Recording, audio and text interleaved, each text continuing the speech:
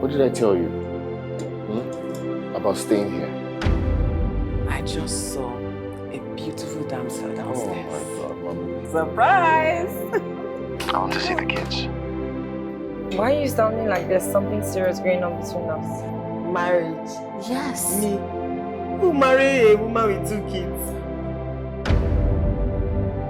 There's no way Odi's interested in me. What is wrong with you? Why are you looking down on yourself? What are you doing here? Now! Now! Are you serious? Get out of my house! I don't know her. Who is she? You have someone else? No.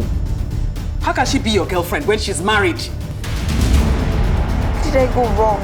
I got married like everyone else. Don't you dare touch me! Hey! Are you trying to be daft or are you trying to piss me off? I'm going to pretend this never happened. What are you doing? I think that question is meant for you. What? Oh my God, are you okay?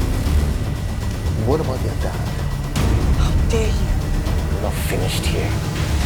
I deserve to see my kids and I will.